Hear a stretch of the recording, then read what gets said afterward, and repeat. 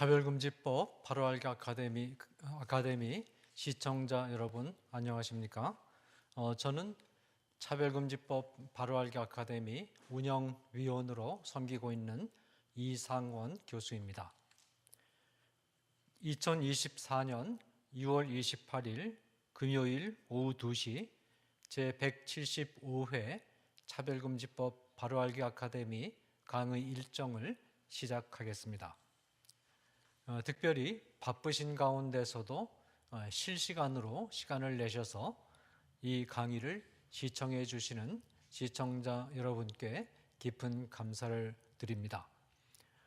혹시 이 강의를 실시간 시청을 놓치신 분들은 지난 174회 분량의 강의가 다양한 주제로 진행된 강의가 잘 누적이 되어 있습니다.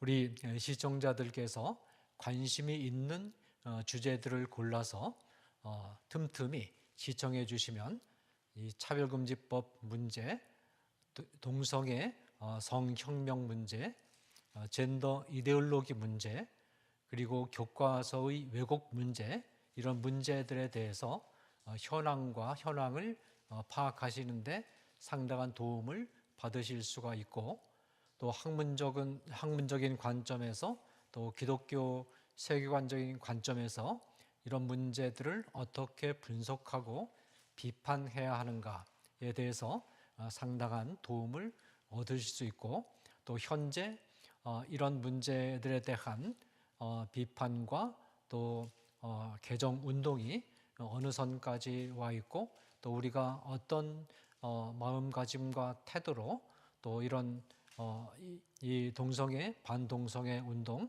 차별금지법 반대 운동, 그리고 교과서 개정 운동 등에 대응할 수 있는지, 그 전략이 어떤 것인지 하는 것들을 상당히 많은 정보를 얻으실 수 있을 것으로 생각이 됩니다. 우리 시청자 여러분들의 깊은 관심과 또 많은 시청을 부탁드립니다. 지난 시간에는 우리 김두석 교수님께서 특별히 성경 해석을 해석사적인 관점에서 성경 시대로부터 시작해서 현대 문예 비평주의가 등장할 때까지의 과정을 짧지만 그 핵심을 잘 짚어서 우리 시청자들께 소개를 해 주셨습니다. 특별히 우리 김두석 교수님께서 이 성경 해석의 중심은 바로 언약에 있다. 그래서 언약의 중심을 두고 성경으로부터 하나님께서 인간에게 전달하기 원하시는 언약의 내용이 무엇인가를 파악하는 것이 성경 해석의 가장 중요한 줄기다라는 점을 강조를 하셨고, 특별히 근대에 들어와서 이 포스트 모더니즘 가운데 이 언어 철학 안에 구조주의라든지 해체주의라든지 이런 것들 영향을 받아서 이런 것들이 이제 성경 해석 그 영역 안에 들어오면서 문예 비평주의가 이 성경 해석학 안으로 들어오면서 상당한 혼란과 교란을 일으키고 있는 그 실태를 우리에게 정확하게 지적을 해 주셨습니다. 특별히 문예 비평주의가 또 문예주의라는 그 용어 혼란을 초래하면서 이 개혁주의적인 또 복음주의적인 진영 안에도 스며들어온 그 실태를 지적하시면서 우리에게 주의를 촉구해 주시는 그런 강의를 지난 시간에 우리에게 제시해 주셨습니다. 자, 오늘은 이 지난 시간에 이제 제시하신 강의는 오늘 우리 김 교수님께서 하시고자 하시는 본론의 총론 또는 서론이라고 볼 수가 있습니다. 오늘은 지난 시간에 이 소개한 그 강의를 기본적인 서론으로 하면서 전제로 하면서 이제 본격적으로 이 언약 신학의 관점에서 바라본 문예 비평주의의 위험성을 오늘 풍부하게 또 예리하게 지적하는 그런 강의를 진행해 주시겠습니다. 우리 김윤석 교수님께서 지금 여러 가지 면에서 이제 몸도 이렇게 편하지 않은 그런 가운데 계신데 소명감을 가지고 지금 오늘도 강의를 수락하시고 또 강의를 진행해 주시는데 우리 시청자분들께서 또 기도 많이 해주시고 또 이 강의를 경청해 주시면 고맙겠습니다. 우리 김윤석 교수님 모실 때 우리 뜨거운 박수로 환영해 주시면 고맙겠습니다.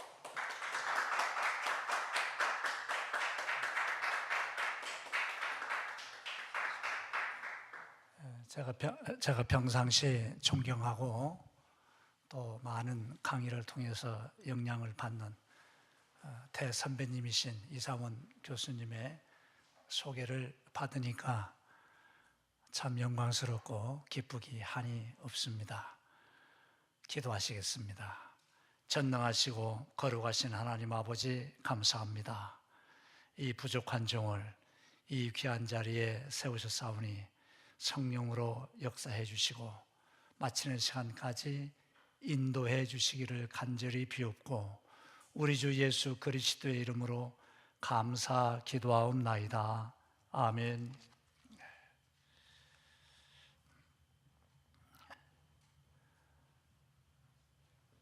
2000년 교회사는 성경 해석사와 함께 달려왔다고 해도 과언이 아니다. 이런 말씀 아래서 제가 지난 시간에는 소위 우리 한국 교회에 만연하고 있는 문예 비평주의의 그 발톱을 감추고 있는 실체에 대해서 말씀을 간단하게 드렸습니다. 오늘은 그 문예 비평주의 아래서 해석되어지고 있는 성경의 내용들을 예로 들면서 그 내용들을 같은 시기, 문예 비평주의와 함께 같은 시기에 부상했던 언약신학 아래서 그것들을 지적하면서 오늘 평범하게 신학적인 내용을 많이 말씀드리는 것보다는 성경을 중심으로 해서 성경을 해석해 가면서 그런 말씀들을 함께 나누고 문예 비평주의가 문예주의라고 이렇게 자신들의 정체성을 속이면서 혼란을 일으키고 있는 이러한 부분들까지도 같이 한번 생각하는 귀한 시간이 될 수 있기를 바랍니다. 저는 오늘 이 말씀을 증거하기 위해서 미국 웨스트민스터 신학교 레이몬드 딜라드와 트램퍼 롱맨 두 사람 교수 얘기를 안 할 수가 없습니다. 이 사람들이 과거의 웨스트민스터 신학교의 신학의 정체성을 조금 급진적으로 나가면서 바로 이 문예 비평주의의 신학사상을 받아들입니다. 그래서 웨스트민스터도 조력신학이나 교회사나 이런 신학에는 별로 큰 다름이나 영향력이 없는데 유독 성경 신학에서만큼은 이때부터 혼란이 일어나기 시작합니다. 저도 성경 신학자로서 그 부분들을 바라보면서 걱정을 많이 했습니다.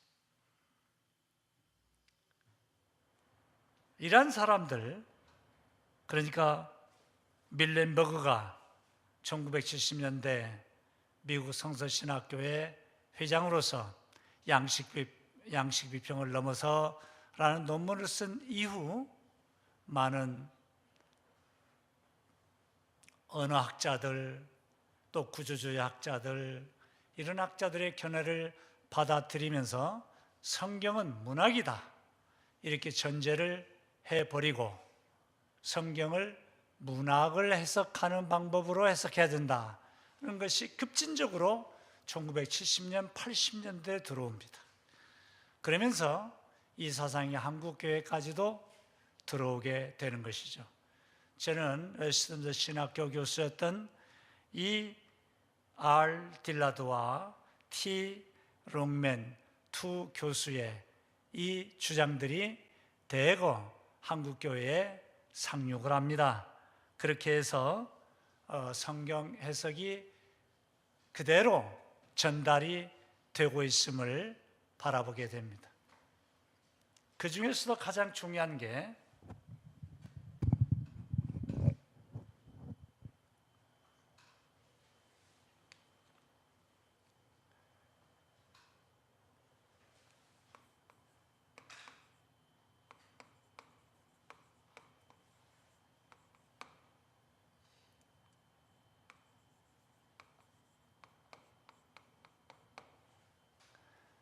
이런 분들이 예를 드는 것입니다. 창세기 38장과 창세기 39장을 해석할 때 이러한 구조 아래 해석을 합니다. 그러니까 문의 비평주의의 수사적 비평과 구조적 비평, 독자 반응 비평, 이야기 비평, 이 네 가지가 문의 비평주의 아래서 성경 해석의 가장 중요한 방법인데 이 구조 비평을 해요. 그래서 그들은 이 구조 비평 아래서 창세기 38장과 창세기 39장을 해석을 합니다. 그리고 창세기 38장을 이 아래에 두고 높은 구조로 올라가서 창세기 39장을 이렇게 높은 위치에 둡니다. 결론부터 말씀을 드리면 창세기 38장은 요셉의 형 유다가 성적으로 타락해서 그의 며느리 다말과 동침하는 아주 저급한 성적 타락의 얘기가 낮은 윤리 아래 있다는 것입니다. 그리고 창세기 39장에서는 요셉이 보디발의 아내의 성적 유혹을 받지만 그는 하나님을 바라보는 높은 신앙을 가지고 그 성적 유혹을 이깁니다.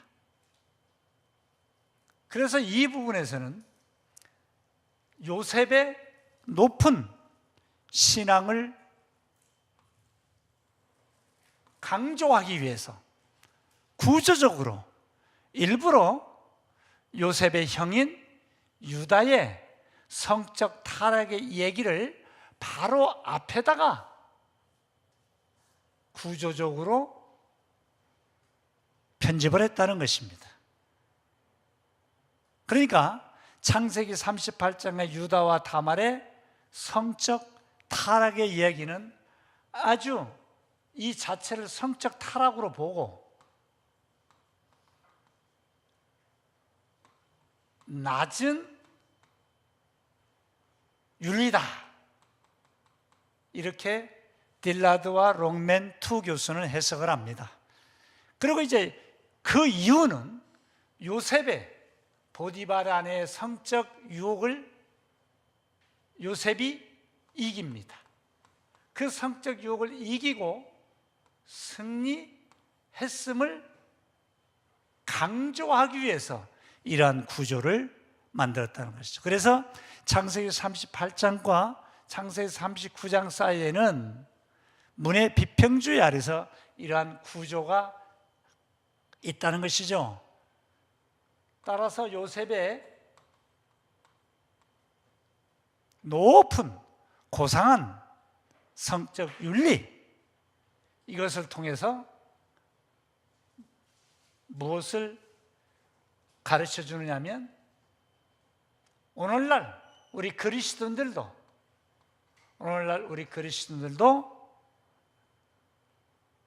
유다처럼 낮은 윤리 아래 성적 타락에 머무르지 말고 요셉처럼 높은 성적 윤리를 갖고 이 땅에서 성적 유혹을 잘 이기면 하나님께서 요셉처럼 복을 주신다 하는 그러한 의미로 해석이 되는 것이죠. 그렇다면 문의 비평주의 아래서 이 해석에 의하면 창세기 38장의 유다와 다말은 잘못된 성적 타락의 이야기로 해석이 되었고, 유다와 다말이 동침하거나 결혼한 것은 아주 잘못된 일이라는 결론에 나타납니다.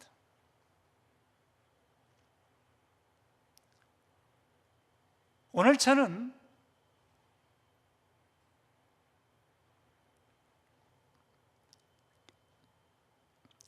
같은 웨스트민스터 신학교의 교수였던 팔머 로버슨이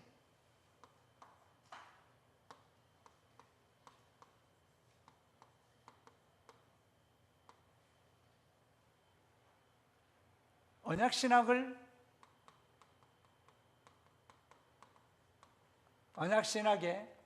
구조를 완성하는 논문을 썼습니다. 그리고 이 사람은 같은 신학교의 교수인 딜라드와 롱맨2 교수와는 전혀 다른 견해를 가지고, 이 사람들은 성경은 문학이다 이렇게 전제를 했지만, 이 로버슨 교수는 성경 속에는 문학적인 요소가 많이 있지만, 그리고 문학적 요소로 하나님의 말씀, 언약을 기록했지만 성경은 문학이 아니다. 성경은 언약이다. 이렇게 전제를 했어요. 그러니까 같은 신학교 교수지만은 성경은 문학이다, 성경은 언약이다. 어떻습니까? 전제가 완전히 다릅니다.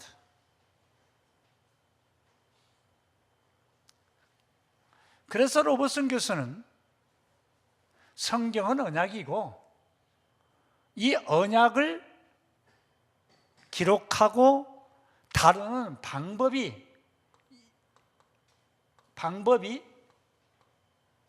다음과 같이 구조를 이루고 있다. 그래서 이러한 구조로 로버슨 교수는 언약신학을 전개했습니다. 그래서 앞에 있는 아담의 언약, 뒤에 노아의 언약, 아브라함의 언약, 모세의 언약, 다윗의 언약, 이렇게 성경에는 여러 종류의 다양한 언약이 있는 것 같지만, 이것은 각 시대마다 다르게 하나님께서 역사하시는 언약의 다양성일 뿐이고, 사실은 언약은 하나다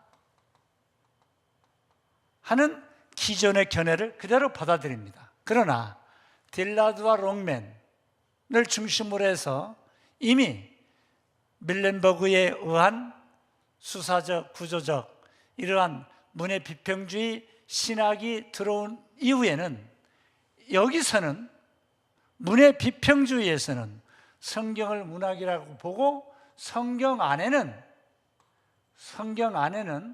무수히 많은 언약이 있다 이렇게 주장을 합니다. 오늘 제가 성경 본문을 해석하기 위해서 이 말씀을 드리지 않을 수가 없습니다. 성경 안에는 무수히 많은 언약이 있다는 이 견해 아래서 성경을 문학이라고 보고 성경을 해석하는 문의 비평주의의 실상과 오류와 위험성이 있다는 사실을 말씀드리기 위해서입니다.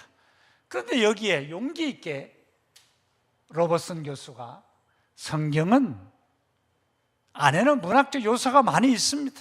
예를 들어서 시편에 시편 1편부터 시편 150편에 이르기까지 시편 안에는 무수히 많은 엄청나게 많은 시가 있습니다. 다윗의 시로부터 시작해서 모세의 시, 여러 많은 음악가들의 시, 이러한 시들이 있는데 그 시들 속에 언약이 담겨 있는 것이지 문학이라고 이렇게 말해서는 안 된다는 것이죠.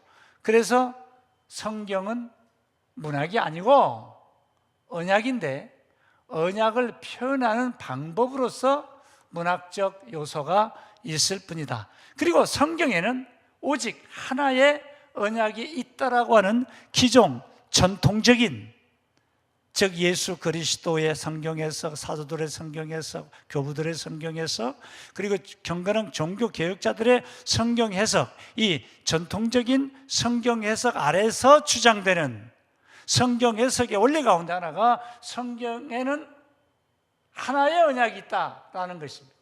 이것을 이성을 중심으로 성경을 해석하는 문해 비평주의 아래서 성경은 여러 가지 무수히 많은 언약이 있다, 이렇게 말하는 것으로 달라졌지만 다행히 로버슨 교수에 의해서 다시 1970년대 이후에 로버슨 교수의 성경은 언약이다, 그리고 이 언약의 구조가 이와 같은 구조를 이루고 있다.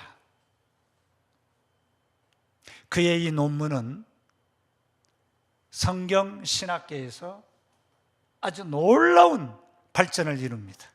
그 전에는 이 언약을 얘기할 때 일직선상에 놓고 성경 신학에서 언약을 얘기했어요. 아담의 언약, 노아의 언약, 아브라함의 언약, 모세의 언약, 다윗의 언약, 예레미야의 새 언약을 거쳐서 그리스도에서 언약이 성취되고 재림으로 완성되는 이런 일직선상의 언약의 구조였어요. 이 로버슨 교수가 이 언약의 구조를 완성하기 전에는요, 그런데 이렇게 얘기하면 마치 성경에는 아담의 언약 더하기 노아의 언약 더하기 아브라함의 언약, 이렇게 해서 언약이 시대마다 이렇게 다르게 나타났다는 것을 인정을 하지만 이것들을 합해야 하나의 언약인 것처럼 보여서 틀린 것은 아니지만 조금 성경의 언약을 표현하는 데 부족하다, 이렇게 얘기하고 로버슨 교수에 의해서 드디어 이러한 언약의 구조가 처음으로 나타난 것입니다. 이게 1970년대입니다. 처음으로 나타나서 여기를 한번 자세히 보실까요? 이게 아담의 언약이라면 노아의 언약은 아담의 언약을 포함해서 이것이 노아의 언약이다. 아브라함의 언약은 아담과 노아의 언약을 포함해서 이것이 아브라함의 언약입니다. 그러니까 앞에 언약이 존재하지 않고는 뒤에 언약이 나타날 수가 없다는 거죠. 이것이 바로 언약은 하나다. 자, 모세 언약도 마찬가지예요. 모세 율법 언약도 아담과 노아와 아브라함의 언약을 포함해서 모세의 언약이 나타났고, 이 모세의 언약이 다윗 언약, 왕국 언약으로 나타나면서 다윗 왕국 언약을 거쳐서 예레미야의 새 언약을 거쳐 그리스도 안에서 구약의 모든 언약이 성취되었다고 보는 이러한 언약은 하나다, 이렇게 말합니다. 어떻게 하나냐? 아담의 언약은 창세기 3장 15절의 언약의 시작이고, 노아의 언약은 이 언약이 노아의 홍수로 사라질 뻔했는데 하나님께서 노아의 8 식구를 보존함으로 언약이 보존된 거예요. 그래서 인간과 언약과 하나님의 창조 질서를 보존하는 보존의 언약을 노아에게 하나님께서 주신 거예요. 근데 이 언약은 여기서 새로 나타나는 게 아니에요. 아담에게서 나타난 언약을 계승하면서 발전한 거예요. 또 아브라함의 언약은 약속으로 나타납니다. 아브라함의 언약이 약속으로 나타나는데 아담 노아의 언약이 약속의 형태로 나타나고 모세의 언약은 율법으로 나타납니다. 그리고 다윗의 언약은 왕국이라고 하는 용어로 나타나요.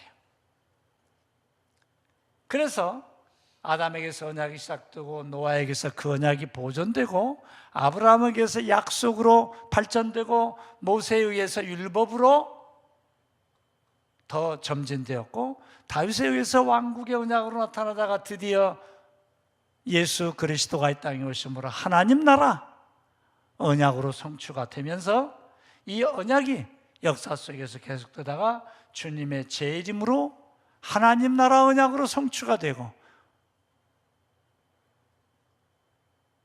그래서 성경의 모든 언약은, 구약의 언약은 그리스도 안에서 성취가 되고 그리스도의 재림으로 완성된다고 하는 이 구조로 로버슨 교수가 말을 했습니다. 이 언약의 가장 중요한 핵심 그리고 공헌이 뭐냐면은 아브라함 때 이루어진 모세의 율법 언약은 모세 이전에도 있었고 모세 이후에도 있었다. 그리고 모세 율법 언약은 앞에 있는 언약보다 발전된 언약이고 뒤에 있는 그리스도의 성취된 언약보다는 조금 못한 언약이다 할 때에 지금 못하다는 말을 로버슨 것으로는 애써 피하기 위해서 사과나무 예를 듭니다. 그래서 아담에게서 시작된 사과 씨앗은 노아에 의해서 연한 줄기로 나타났고 아브라함에 의해서 큰 나무, 사과나무로 나타났다가 모세에 의해서 사과꽃이 피었고 예수 그리스도의 성취에서 사과라고 하는 이 열매가 맺었다. 그렇다면 이 씨앗은 사과 씨앗이고 줄기는 사과 줄기고 꽃은 사과꽃이고 결국 사과라는 열매가 맺혀지지 않느냐. 이와 같이 구약의 언약 속에는 창세기 3장 15절에 나타난 여자의 후손, 이 여자의 후손 언약이 역사 속에서 발전된 언약 형태로 나타나다가 그리스도가 이 땅에 오심으로 성취가 되었고 그분의 십자가의 죽으심과 부활을 통하여 구원 언약이 완성이 됐고 그것이 언약이 계속 역사 속에서 주님 오실 때까지 계속 완성된 열매로 나타나서 마지막에 주님의 재림으로 이 세상은 심판을 받고 사라지면서 하나님 나라가 이 땅에 새 하늘과 새 땅이 임하고 새 예루살렘이 임하는 것으로 완성된다. 이렇게 보는 것이 로버슨 교수가 완성한 언약 신학의 구조입니다.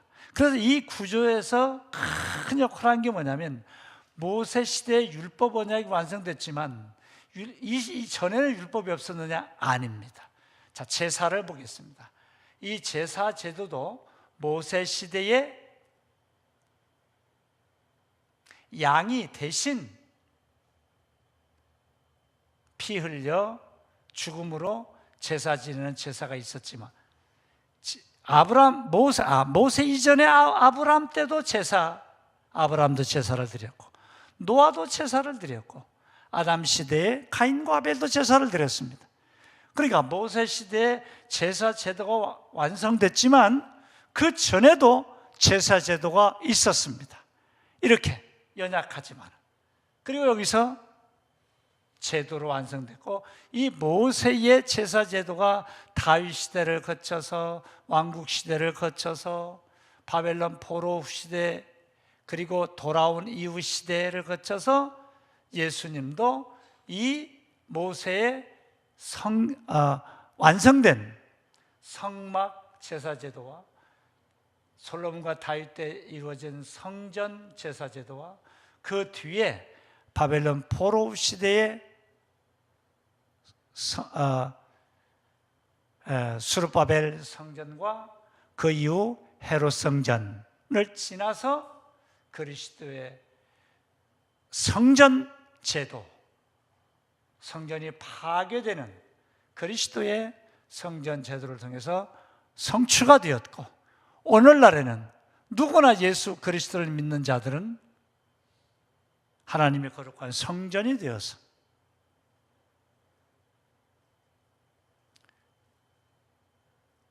만인 제사장 제도로 완성이 되어서 누구나 다 우리는 직접 하나님께 나아가 기도하고 하나님을 섬기는 영적 제사장들이 되어서 하나님을 섬기는 것으로 완성이 됐습니다. 이와 같이 아브라함의 언약 이전에도 언약이 있었고 이후에도 언약이 발전된 모습으로 나아가고, 모세 시대의 언약은 모세 이전에도 같은 언약이 있었고 모세 이후에는 더 발전된 언약으로 있다. 이와 같은 핵심이 언약 신학 아래서 성경 해석의 핵심이며, 동시에 그와 같이 성경을 해석할 때 문의 비평주의가 미처 발견하지 못하고 바라보지 못하는 성경 해석을 이룰 수가 있어서, 제가 지금부터는 문의 비평주의 아래서 딜라드와 롱맨이 창세기 38장은 문학입니다. 여기서의 문학은 유다와 다말의 성적 타락의 문학이고, 창세기 39장은 요셉은 성적 유혹에서 이긴 문학입니다. 그래서 이 문학은 구조적으로 저급한 구조를 이루고 있고, 이 문학은 수준 높은 성적 타락에서 이긴 문학의 이야기예요. 이렇게 해석하면 창세기 38장의 유다와 다말의 동침은 아주 낮은 성적 타락이고 낮은 윤리예요. 그리스도인들은 이 윤리를 본받지 말고 요셉이 보디바란의 성적 유혹에서 이긴 것처럼 높은 수준의 하나님을 바라보는 그 신앙 안에서 승리하게 되어야 하는, 이것을 이 유다의 문학 이야기와 요셉의 문학 이야기를 통해서 오늘날 우리 크리스천들에게 이와 같은 신앙적 교훈을 준다. 이것이 딜라드와 롱맨의 해석이고,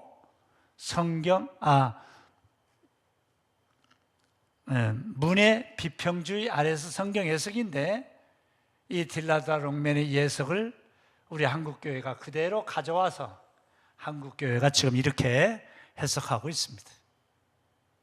그러면 바로 이 해석을 제가 로버슨 교수의 언약신학 구조 아래서 지금부터 해석을 해보겠습니다.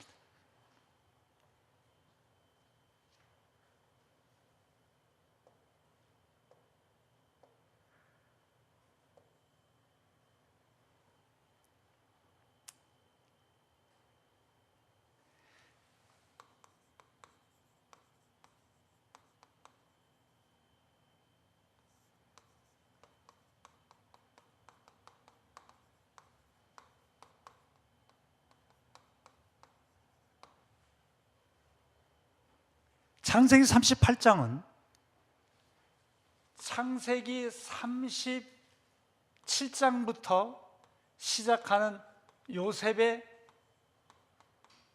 사건을 주목해야 됩니다.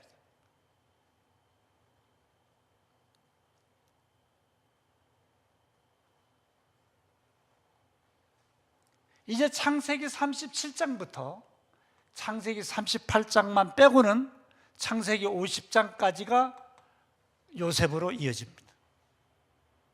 자, 아담, 노아, 아브라함, 이삭의 들 야곱에 이어지면서 하나님의 언약이 이러한 역사적 인물을 중심으로 내려갑니다. 자, 이삭의 아들 야곱을 통해서 하나님이 하나의 민족을 만드시겠다고 약속하시고 야곱을 이스라엘이라 이름을 하나님께서 바꾸십니다. 그리고 야곱을 외갓집에 보내가지고 12명의 아들을 낳게 하시고 바로 이 12명이 이스라엘 민족의 기초가 되도록 하나님께서 앞에 있는 이 언약을 이루시기 위해 특별히 아브라함의 언약, 너의 후손이 애굽에 내려갔다가 4대 만에 다시 올라올 것이다 하는 언약을 이루시기 위해 야곱의 후손 12명을 통해서 이들을 애굽에 보내시고 야곱의 후손을 통하여 430년이 지난 다음에 이들을 다시 가나안 땅으로 돌아오게 하시는 하나님의 언약을 이루시기 위해서 하나님께서는 이제 야곱의 12아들을 사용하십니다. 그리고 야곱의 12아들을 애굽에 보내시기 위하여 하나님은 요셉을 사용하시는데 하나님께서 요셉을 꿈을 꾸게 하시고 이 꿈꾼 이 사건 때문에 형들의 미움을 받아서 요셉이 애굽으로 팔려갑니다. 언약 신학 안에서는 요셉이 애굽으로 분명히 팔려가지만 창세기 45장에서 시편 105편 16절 이하에서는 요셉이 애굽으로 팔려간다고 말하지 않습니다. 하나님께서 요셉을 애굽으로 보내셨다 이렇게 언약적으로 해석을 합니다. 그래서 갑자기 성경은 창세기 37장에서 요셉의 이야기가 시작이 되면서 50장까지 요셉의 이야기로 내려가 버리니까 아하, 하나님의 언약이 아담, 노아, 아브라함, 이삭, 야곱에게서 요셉으로 하나님의 언약이 내려가는가 하는데 성경의 원저자이신 성령께서는 언약적인 메시아 언약은 요셉으로 내려가지 않고 야곱의 네 번째 아들인 유다의 이야기로 내려갑니다. 그래서 창세기 37장에서 요셉의 이야기를 통해 아브라함의 언약, 너의 후손이 에집트로 내려갔다가 4대 만에 올라올 것이다 하는 언약을 이루시기 위하여 요셉을 역사의 무대 속에 등장시키는 하나님께서는 갑자기 창세기 38장에서 메시아의 언약은 요셉으로 내려가지 않고 야곱의 네 번째 아들 유다에게로 내려간다는 사실을 알리고 밝혀주기 위해서 창세기 38장에서 유다와 다말의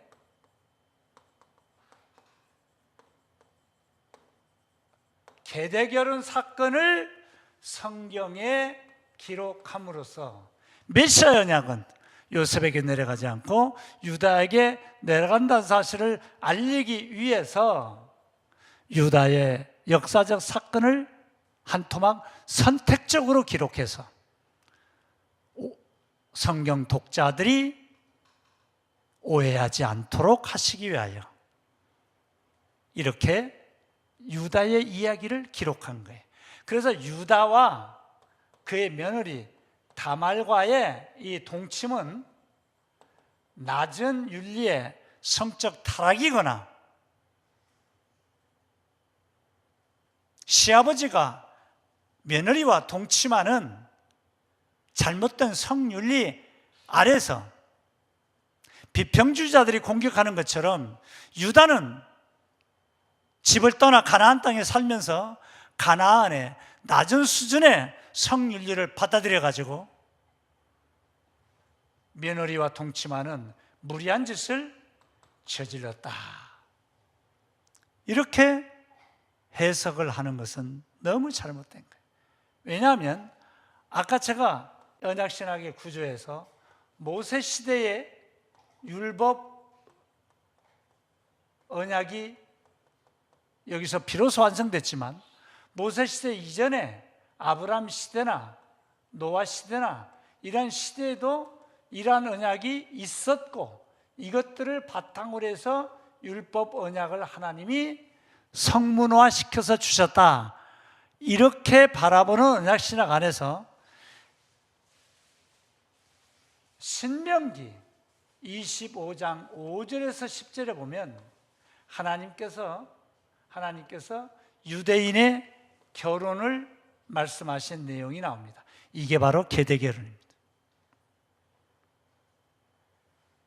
그래서 창세기 38장에 유다와 다말의 이 계대결혼을 언약신학 안에서 이해하기 위해서는 신명기 25장 5절에서 10절에 있는 계대결혼을 이해를 하셔야 됩니다.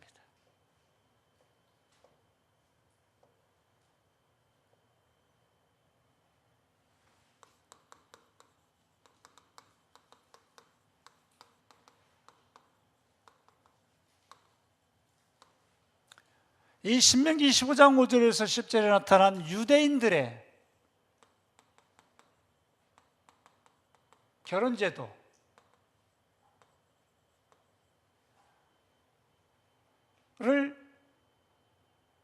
먼저 이해를 해야 되는데, 가나안 땅에 들어가는 출애굽 2세대들에게 하나님께서 너희가 가나안 땅에 들어가서 결혼을 할 때는 이렇게 해라. 반드시 창세기의 1, 2장이 나타난 결혼제도의 목적은 후손을 남기는 거예요.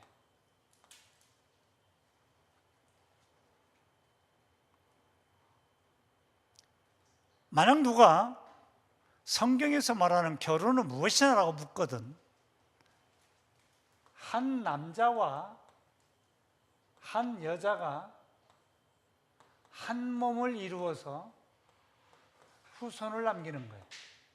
이게 성경적인 결혼제도의 성경신앙에서 가장 중요한 원리입니다. 아담과 하와는 하나님께서 직접 흙으로 만드셨어요.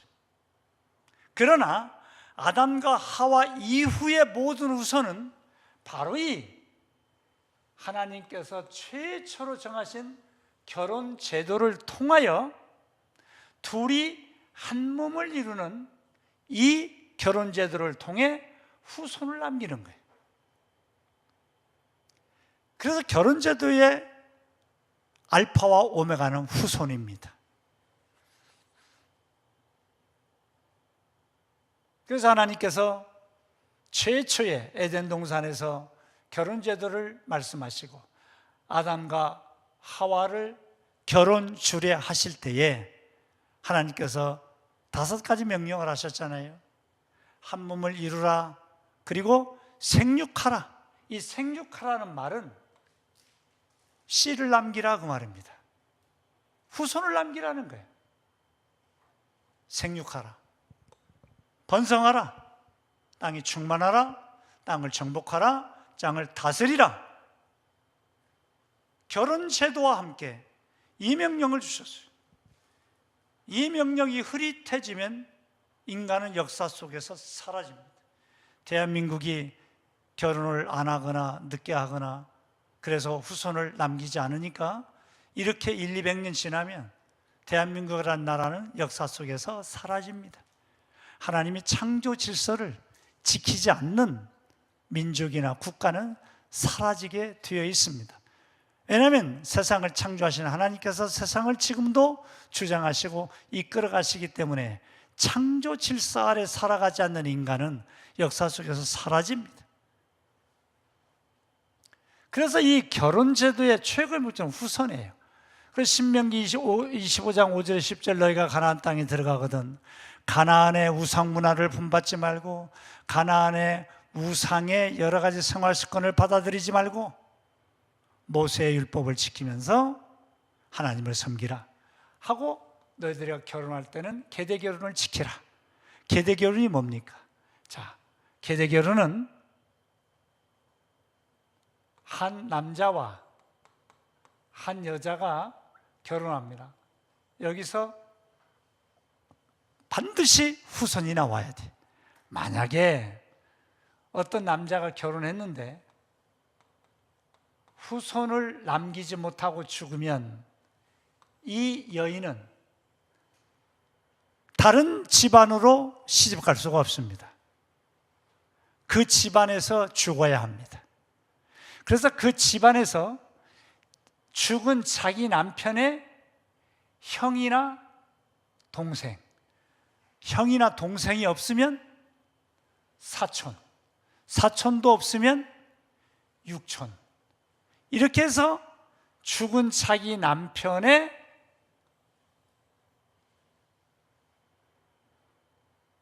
가장 가까운 남자들 순서로 그 남자와 결혼하거나 동침해서 후손이 나오면 이 후손은 자기와 동침한 이 남자의 후손이 아니고 죽은 이 남자의 후손으로 이름을 잇습니다. 그래서 죽은 자의 후손을 죽은 자의 대를 잇습니다. 이 결혼을 하라고 신명기 25장 5절과 10절에서 있는 것입니다. 이게 계대 결혼이에요. 자, 그러면 이와 같은 계대 결혼이 신명기 25장에 있지만 언약의 구조 아래 모세 시대의 언약은 모세 이전의 언약에도 효과가 있고 유효하다는 것이 언약 신학의 핵심이고 골자입니다. 창세기로 돌아와 보겠습니다. 자, 이제 창세기 38장에 보면 유다가 가출을 합니다. 왜 가출을 하던가요? 야곱 집안이 풍비박산이 이르렀습니다. 야곱은 외갓집에서 하나님의 명령대로 고향 땅에 돌아왔습니다. 돌아오자마자 요셉이 꿈을 꾸고 꿈 얘기를 형들에게 했더니 시기에서 형들이 요셉을 애굽으로 팔아버렸습니다. 그리고 짐승이 물어 죽였다고 거짓말을 합니다. 그러니 야곱 집안은 풍비박산이 일어났죠. 형들은 그것을 숨기기 위해서 수군거립니다. 매일매일 야곱의 집안은 근심, 걱정, 공포에 휩쓸리고 있을 때 유다가 가출을 해요. 그래서 가나안 사람에게로 집에서 가출하니까 먹고 살 게 없잖아요. 그래서 가나안 사람의 집에 가서 목축업을 도와줍니다. 목축업을 도와주면서 여기서 살다가 이 가나안 사람 수아라고 하는 사람의 딸과 결혼을 합니다. 그래서 유다가 가정을 이룹니다. 그리고 엘과 오난과 셀라라는 세 아들을 낳습니다. 저는 지금 창세기 38장에 기록된 하나님의 말씀을 언약이라고 전제하고 그 말씀을 있는 그대로 따라가 보고 있습니다. 시간이 흘렀습니다. 유다는 첫째 아들 엘이 장가갈 때가 되었을 때 가나안 여인, 이방 여인 다말이라고 하는 여인과 결혼을 시켰습니다. 그런데 성경은 말하기를 엘이 하나님 앞에서 악하기 때문에 하나님이 엘을 죽였다라고 성경은 기록합니다. 성경의 기록은 언제나 하나님이 어떻게 하셨다, 하나님이 어떻게 이끌어 가셨다, 이렇게 해서 주어를 하나님으로 놓고 해석을 해야 성경 신학에서는 옳습니다. 만약에 성경을 해석할 때 거기 내용이 인간이 있다고 해서 그 인간을 주제로 성경을 해석하면 잘못되게 되어 있습니다. 아브라함 얘기를 할 때도 하나님이 아브라함을 어떻게 인도하셨고 어떻게 주장하셨고 어떻게 그를 통하여 하나님이 역사하셨다, 이렇게 성경을 해석해야 맞습니다. 아브라함이 어떻게 했더니 복을 받았다, 아브라함은 어떻게 해서 어떻게 했다, 이렇게 아브라함을 주제를 가지고 아브라함을 주어로 해서 성경 해석하면 성경신학에서는 전부 다 실패하고 맙니다. 요셉이 어떻게 해서 어떻게 했더니 복을 받았다, 요셉을 중심으로 성경을 해석하면 완전히 실패하고 맙니다. 하나님께서 요셉을 어떻게 역사의 무대에 등장시켰고 요셉을 어떻게 사용하셨고 요셉을 에집트에 보내셨고 요셉을 하나님께서 어떻게 도구로 하나님의 언약을 이루는 데 사용하셨다, 이렇게 하나님을 주어로 해서 성경을 해석하면 옳습니다. 하나님께서 유다가 가출하게 하시고 가정을 이루게 하시고 아들을 또 결혼을 시켰습니다. 하나님께서 엘이 악하다고 죽이셨습니다. 그랬더니 창세기 38장을 잘 읽어보십시오. 하나님이 두 번째 아들 엘을 불러서 오나나, 네 형이 죽었기 때문에 너는 이 죽은 네 형의 동생으로서의 의무를 이행하라, 이렇게 얘기합니다. 이 의무가 뭘까요?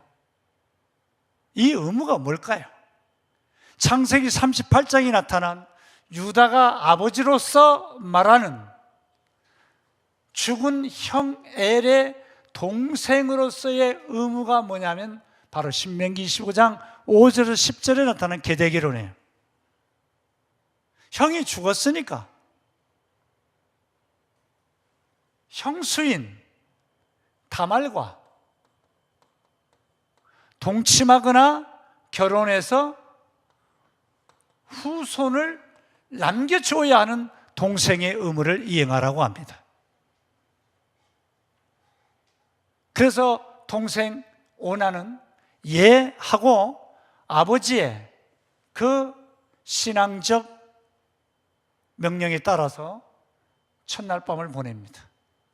그래서 동생 오난이 형수인 다말과 동침을 시도하는데 한참 동침을 심호하다가 창세기 38장을 읽어보면 이런 내용이 나옵니다. 오난이 자기가 형수와 지금 동침을 하는데 여기서 태어난 이 아들은 자신의 아들이 아니라 죽은 형 엘의 아들이라고 하는 사실을 생각하는 순간 여인의 몸속에 사정을 해서 아기 씨를 넣어 주어서 형수인 다말이 아들을 낳도록 해줘야 되는 이 동생으로서의 의무를 순간 그는 일부러 하지 않습니다. 이게 바로 하나님 앞에서의 불순종입니다. 신명기 15장 5절 10절에서 이 계대결혼은 이 당시에는 성문법으로 아직 완성은 되지 않았지만 그 전에도 이것이 있었다라고 봐야만 하는 것이죠. 그래서 불순종함으로 성경에는 땅바닥에다 사정을 해버렸다, 이렇게 나옵니다. 의도적으로. 이것을 보시고 하나님께서 오난의 행동이, 어떤 행동이 형수 다말의 몸속에 사정해야 되는데 땅바닥에 사정한 이 행위가 악하다고 하나님께서 오난을 죽여버리십니다. 만약에 문해비평주의자들이 나중에라도 오난과 다말의 동침을 낮은 윤리의 성적 타락으로 해석을 한다면 여기 동생 오난과 형수 다말과의 동침도 낮은 윤리의 성적 타락이라고 말을 해야 됩니다. 왜 그렇게 말하지 않습니까? 문해비평주의 아래서 성경을 억지로 해석하기 때문에 그렇습니다. 성경을 억지로 해석하지 말라고 경고하고 있습니다.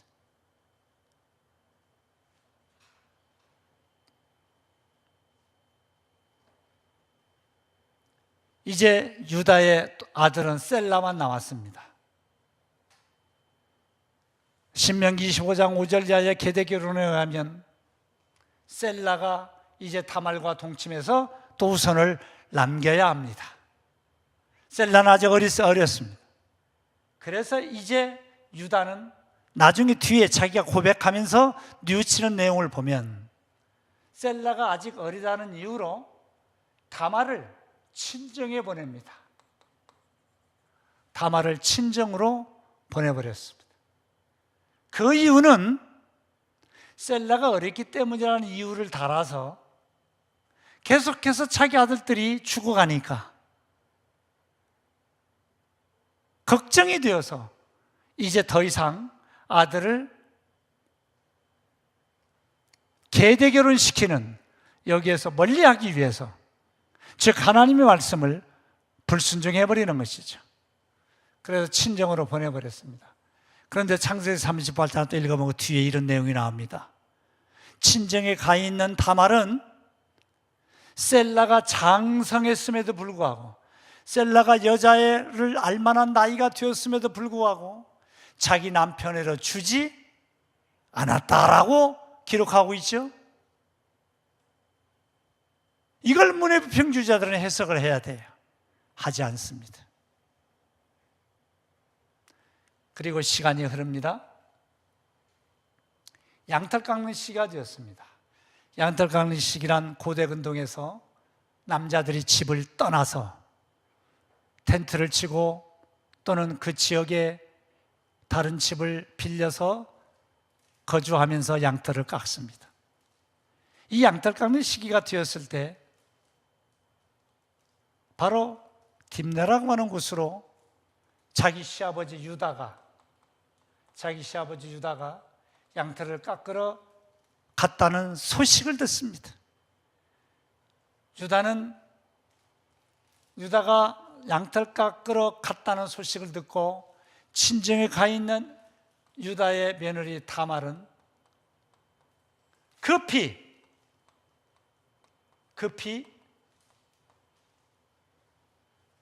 과부의 옷을 벗고 창녀의 옷으로 갈아입습니다. 그렇다면 이 다말은 어떤 여자냐?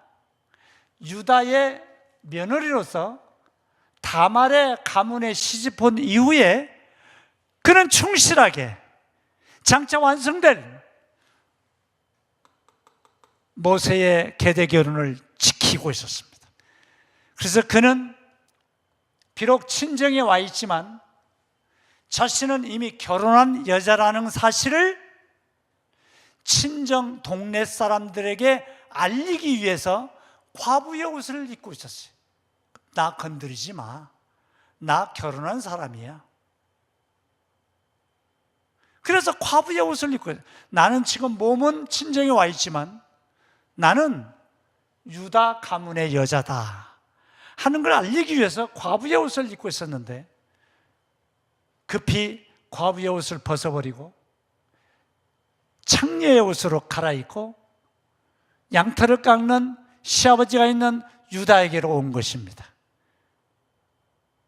그리고 유다를 유혹하는 것이죠. 따라서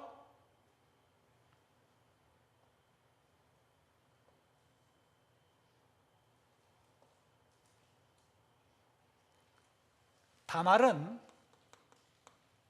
계대 결혼에 따라 창녀로 변장을 하고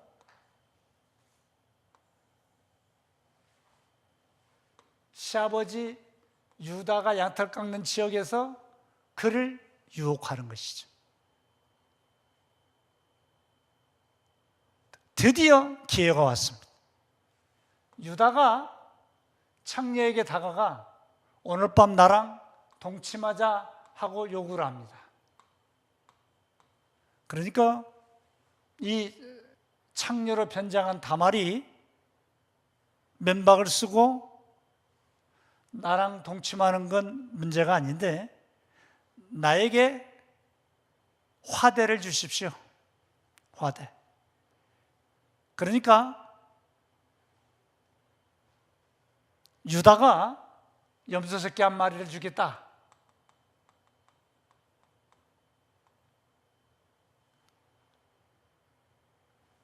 다말이 거절합니다. 그러지 말고 당신이 갖고 있는 도장과 끈과 지팡이를 나한테 주십시오. 바로 이 다말이 요구한 도장과 끈과 지팡이는 바로 이것을 가지고 있는 사람이 족장이라는 족장 표시예요. 지도자 표시입니다.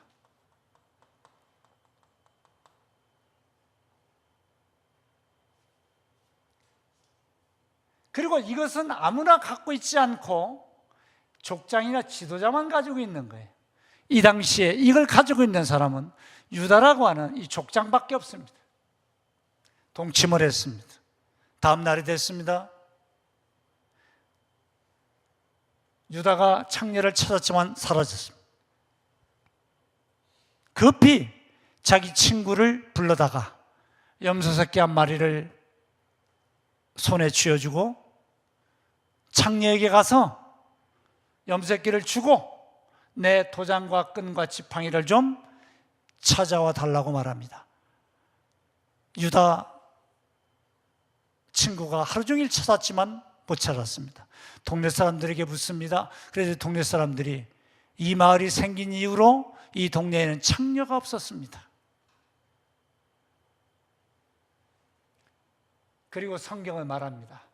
석 달이 지났다. 유다의 귀에, 친정에 가 있는 유다의 며느리 다말이 임신했다는 소식이 들립니다. 유다가 즉각 재판을 엽니다. 유다가 즉각 재판을 연다는 것 자체가 유다는 족장으로서 지도자로서 사법권과 행정권이 다 있다는 뜻입니다. 그래서 유다가 재판을 열죠. 화형에 처합니다.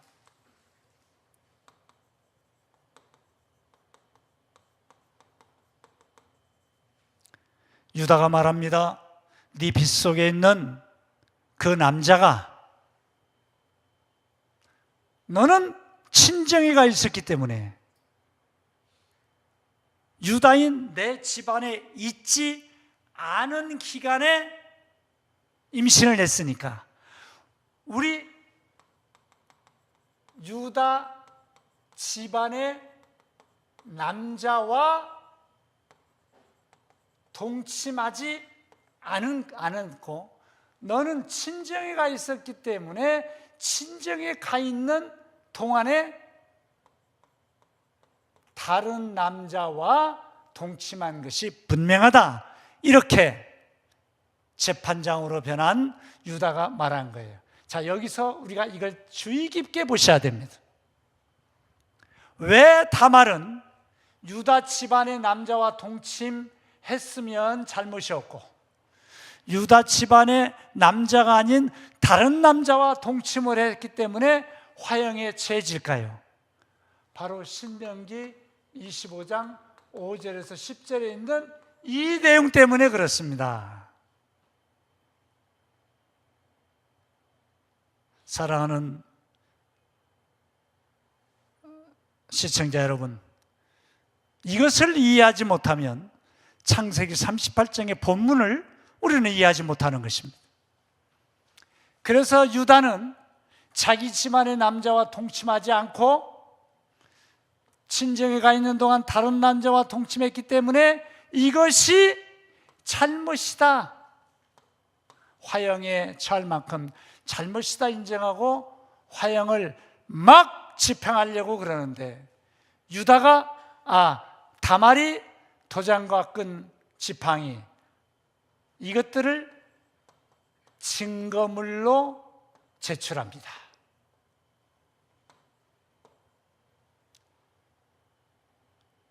다말이 말합니다. 내 뱃속에 있는 아이의 주인공은, 남자는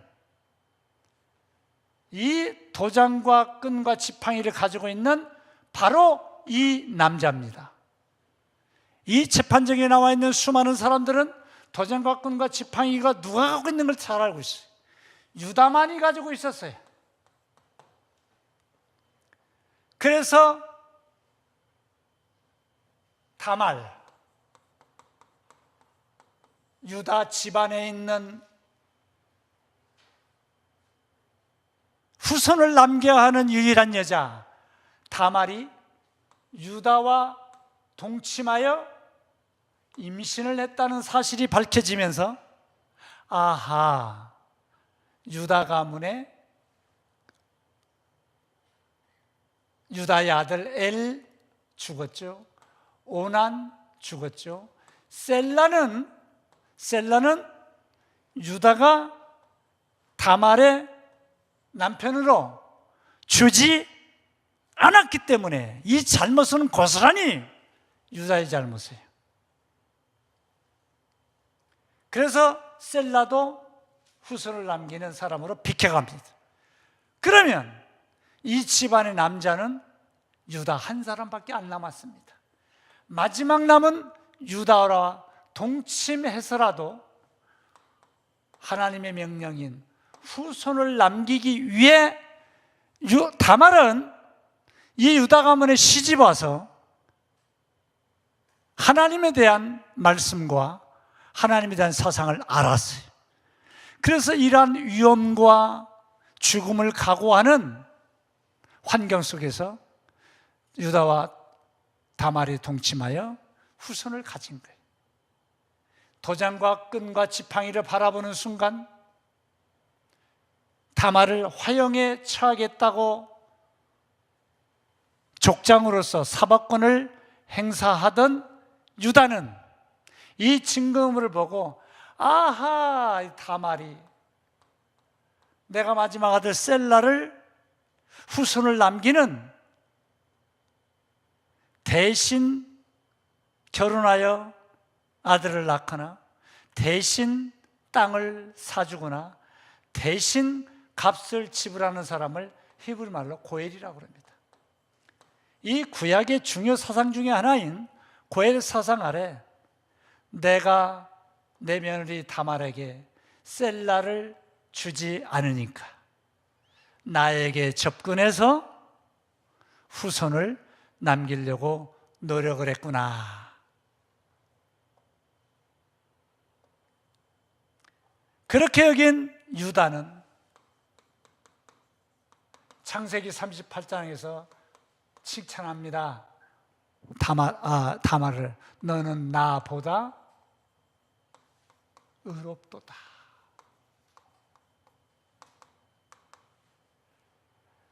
이 말을 해석을 해야 됩니다. 창세기 38장에 자신을 창녀로 변장시켜서 시아버지 유다와 동침한 이 다말을 유다가 너는 나보다 의롭도다 라고 말을 했는데, 너는 의로운 여자다. 아니, 며느리가 시아버지를 유혹해서 동침한 게 의롭습니까? 겉으로 문자적으로 보면 이 말씀은 이해하기 힘듭니다. 뭐가 어렵다는 것이냐? 바로 신명기 25장 5절에서 10절에 나타난 계대 결혼을 통해서 후손을 남기라는 하나님의 말씀에 그가 죽음을 각오하고 순종했습니다. 바로 이 사실에 대하여 유다는 며느리 다말을 의롭다 했어요. 그리고 이제 이 유다는 다말에게서 보아스를 낳습니다. 이 보아스가 누구냐? 앞에서 제가 말씀드린 대로 아담, 노아, 아브라함, 이삭, 야곱, 유다, 보아스, 다윗, 예수 그리스도로 이어지는 메시아 그리스도의 계보를 이루게 되는 것이죠.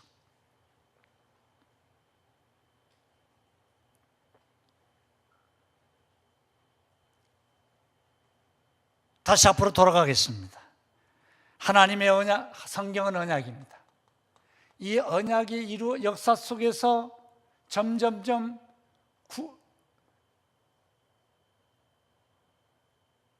이루어져가는, 유기적이며 점진적으로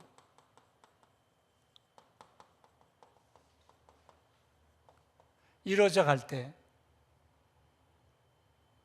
요셉을 통해서, 요셉의 얘기가 창세기 37장에서 50장까지 계속되는데 갑자기 38장 여기에서 유다의 이야기를 해주므로 유다는 다말에게서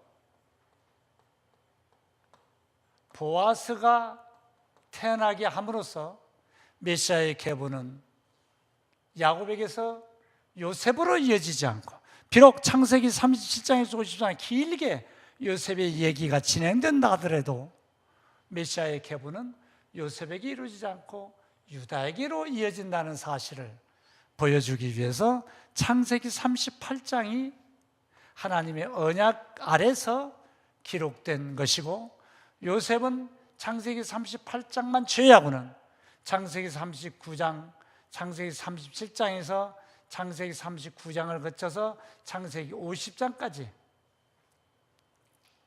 내 후손이 애굽에 내려갔다가 사대만에 다시 가나안 땅으로 올 것이라는 아브라함의 언약을 성취하는 그 역사적 맥락에서 요셉이 도구로 사용되어졌다는 사실을 밝히고 있기 때문에 이 창세기 38장의 유다와 다말의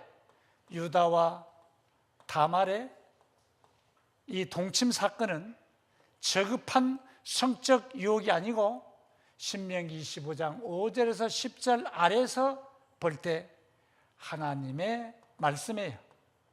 이 하나님의 말씀에 유다는 소홀히 했지만 다말은 이 집에 시집 와서 하나님의 말씀을 알고 계시로, 이때는 계시로 나타났겠죠.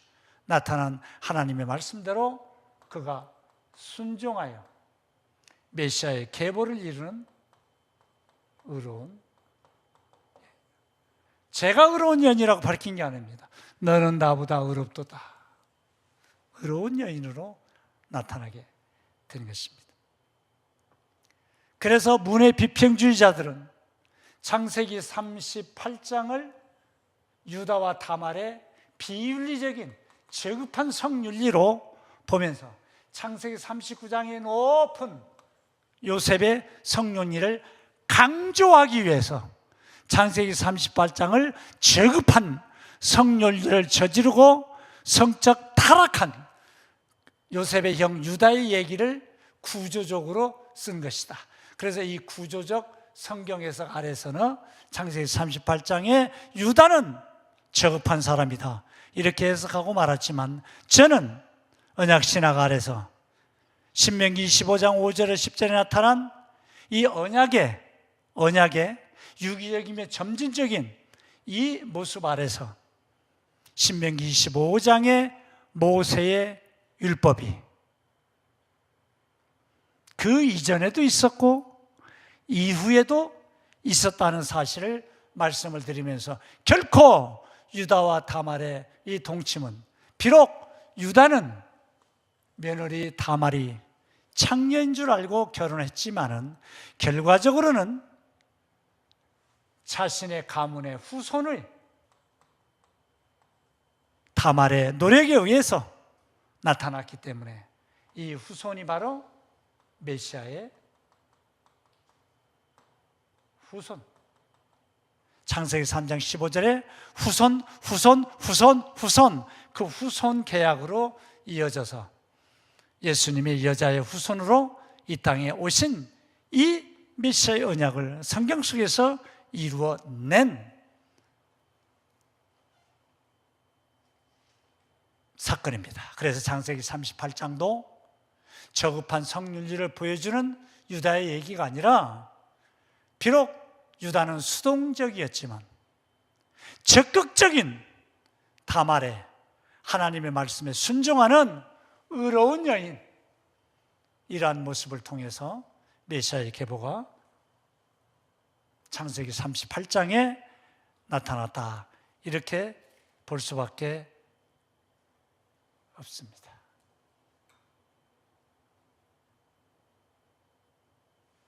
그 다음에 제가 다음으로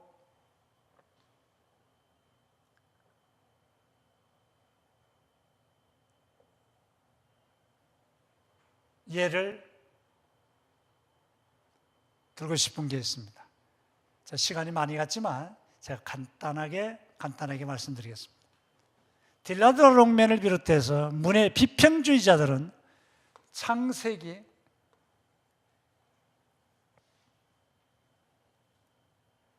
22장에 소위 아브라함이 그의 아들 이삭을 번제로 바치는 이 사건이 나옵니다. 문의 비평주의자들은 이 사건을 이야기 비평으로 해석을 하면서 창세기 22장에서 모세가 산을 오를 때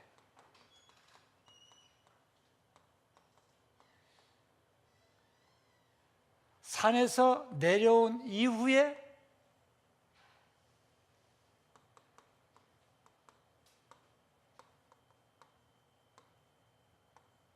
를 구조로 나누면서 이야기 비평을 합니다.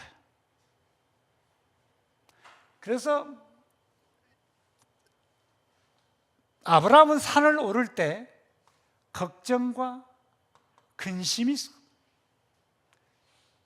그래서 자신의 아들이 양은 어디 있습니까? 라고 물을 때도 엘로힘이라고 하나님을 호칭하면서 하나님을 두려운 하나님으로 불렀다는 것이죠.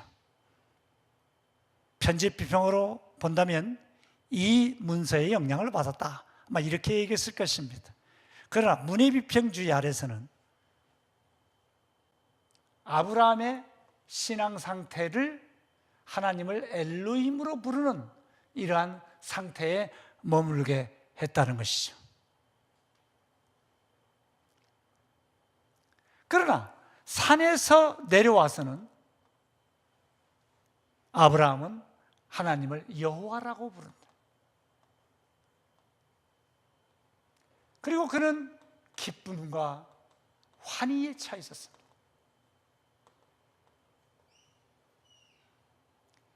자, 산을 오를 때는 시험 중에 있었고 산에서 내려올 때는 시험에서 합격할 때입니다. 자, 이러한 구조로 보면서 결론을 어떻게 내리냐면,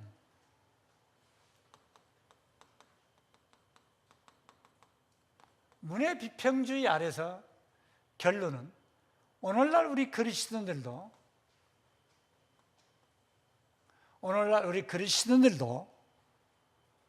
하나님의 시험을 받을 때는 근심하고 걱정할 수가 있지만은 그 시험을 아브라함처럼 믿음으로 잘 극복하면 아브라함처럼 기쁨과 환희를 누릴 수가 있다. 그리고 아브라함이 산을 오를 때 그의 아들 이삭에게 대답할 때 하나님께서 준비하신다 라고 신앙 고백을 한 것처럼 우리 그리스도인들도 하나님 앞에서 믿음으로 살고 시험을 잘 이기고 극복하면 우리 앞길에, 그리스도인의 모든 앞길에 하나님께서 다 예비하시고 준비하신다. 그래서 여기에 여호와 이레의 복이 있다.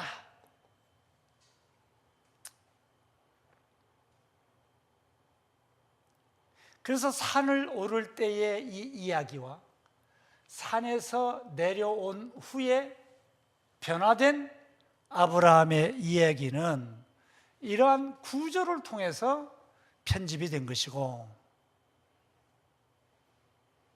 아브라함의 신앙의 변화를 알리기 위해서 기록된 문학이다.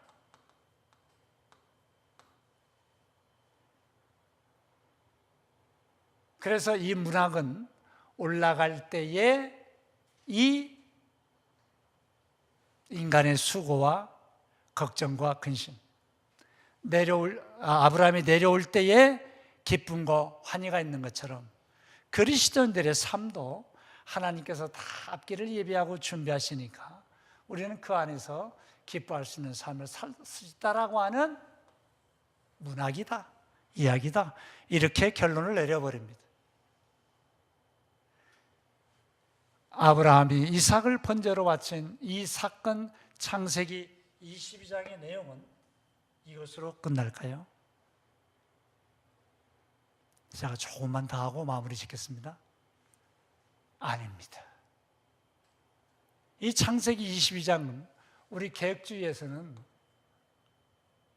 문법적 해석을 해야 되고 역사적 해석을 해야 되면서 신학적 해석까지 들어가야 됩니다. 이 내용은 우리 시청자 여러분들이나 우리 모두가 너무 잘 알고 있는 내용이기 때문에 제가 중요한 게 몇 가지만 말씀을 드리겠습니다. 아브라함이 산을 오를 때 어린 양은 어디 있느냐고 묻는 아들 이삭에게 아브라함이 뭐라고 말합니까?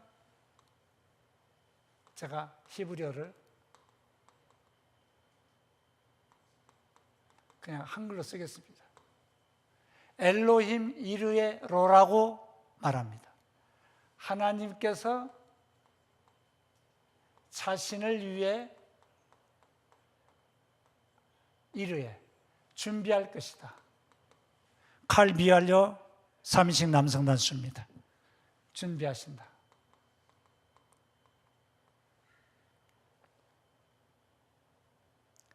올라갔습니다. 마지막 이삭을 죽이기 위해서 칼을 들었을 때 하나님 멈추셨습니다. 그리고 너는 나보다도 더 네 아들 이삭을 아끼지 않았다는 사실을 내가 알았다. 여기서 민맨이라고 하는 단어가 또 나옵니다.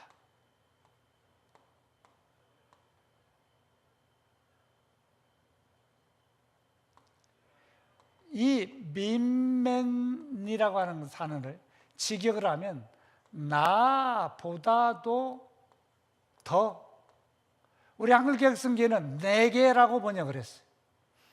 나보다도 더, 이런 말은 하나님과 그의 아들 이삭을 두고 비교하는 겁니다. 하나님께서 아브라함을 보실 때 아브라함이 그의 아들 이삭보다도 하나님을 더 사랑하는지 이삭을 더 사랑하는지 시험을 하셨어요. 그런데 아브라함은 하나님보다도 더 이삭을 사랑하지 않고 이삭을 산에 올라가 하나님께 바치려고 했던 것입니다. 바쳤습니다. 시험의 내용은 누구를 더 사랑하느냐는 것이었습니다. 이 비교업을 통해서. 그랬더니 하나님을 더 사랑했습니다. 얼마나 기뻤겠어요. 그 뒤를 돌아다 보니까 숫양 한 마리가 숯불에 걸려 있었습니다. 그 양을 잡아서 아브라함은 하나님께 드리고 너무 기뻤습니다. 너무 기뻤습니다. 그래서 아브라함은 아들 이삭 대신에 숫양,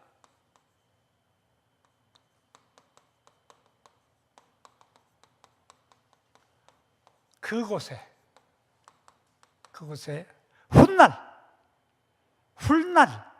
먼 훗날 사람들이 부르도록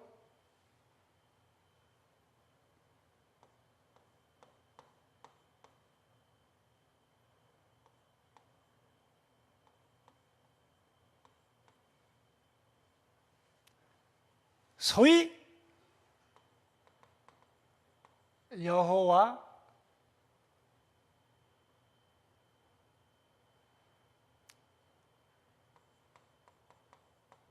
야레라고 말을 했어요.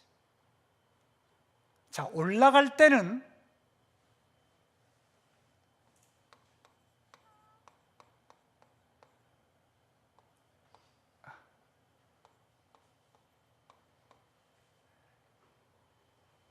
엘로힘 이르에, 곧 이레라고 했던 아브라함이 아들 이삭 대신에 수양을 바친 그곳에다가 팻말을 세우고 이름 붙이는 여호와 야레라고 그랬어요. 야레.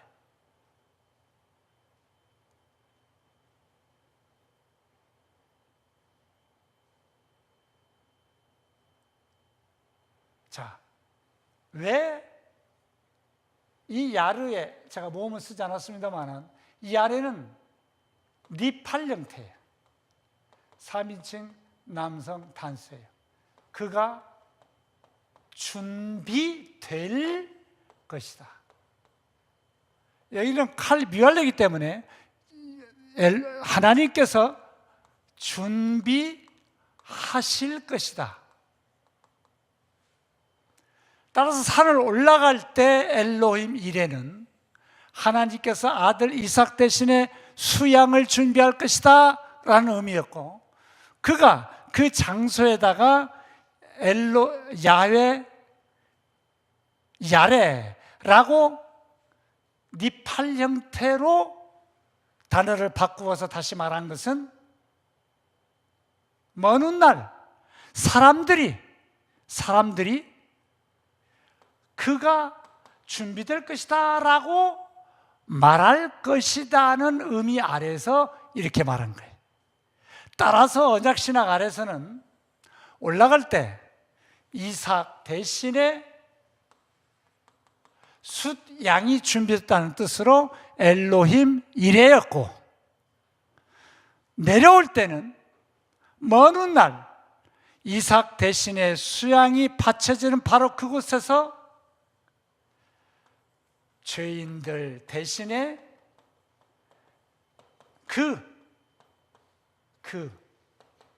그가 예수 그리스도가 준비될 것이다 하는 의미로 아브라함이 말했다고 보고, 산을 내려와서 이제 아브라함이 복을 받습니다. 이 복을 받는데 이 복은 그 이전에 아브라함이 받은 복과 똑같아요. 너의 후손이 하늘의 별과 같고 바닷가의 모래를 같고 너의 후손을 통해서 천하 만민이 복을 받을 것이다. 이 언약은 아브라함의 후손 곧 예수 그리스도를 통하여 그를 믿는 자의 숫자가 하늘의 별과 같고 바닷가의 모래와 같을 것이라고 나중에 성취될 것이며, 천하 만민이 이방인들이 아브라함이 믿음으로 의롭게 되어 구원을 받은 것처럼 천하 만민이 이방인을 포함해서 예수 그리스도를 믿음으로 의롭게 되어 구원을 받는 이 언약으로 성취될 언약이 바로 창세기 22장 엘로힘 이레와 여호와 야레라고 하는 말씀을 통해서 이루어진 것입니다. 그런데 어떻게 된 것인지 세계 모든 신학자들 또 목사들이 이 창세기 25장의 엘로힘 이레와 여호와 야레라고 하는 이 두 단어를 혼동해 가지고 여호와는 이 뒤쪽에 있는 말을 따고 야레라는 말 대신에 이레를 연결시켜서 여호와 이레라는 말로 성경을 잘못 이해하면서 여호와 이레라는 말은 이삭 대신 수양이 바쳐진 것처럼 오늘날 그리스도인들의 앞날에 모든 것을 예배하신다는 의미로 여호와 이레라는 말이 잘못 해석되고 전달되면서 지금까지도 그렇게 이해되고 있고, 문의 비평주의 아래서도 똑같이 그와 같은 잘못을 범합니다. 마지막으로 문의 비평주의의 가장 위험성 중에 하나가 수사적 비평을 할 때 바로 히브리어 배열을 가지고 ABCD, D-C, B-A- 이렇게 하는데, 이렇게 성경을 해석해야 된다면 히브리어를 아는 사람들만 성경 해석을 할 수 있습니다. 제가 보건대.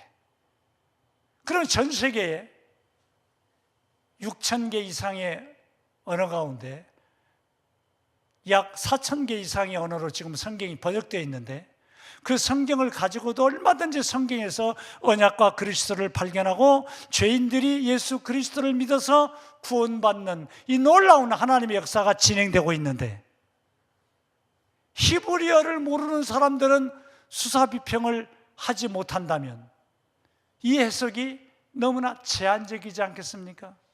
그래서 문의 비평주의 아래 이 수사비평의 위험성을 제가 지적하면서 수사적, 구조적, 독자 반응 비평, 이야기 비평 가운데 수사적 비평의 위험성, 구조적 비평의 잘못 해석, 그 다음에 독자 반응 비평의 성경을 해석하는 자마다 해석이 다르다. 이야기 비평, 이 이야기를 어떻게 이해하느냐에 따라서 그 뒤에 나오는 결론이 수많은 언약으로 나타난다라고 말하는 문의 비평주자들의 성경 해석의 위험성은 너무 많습니다.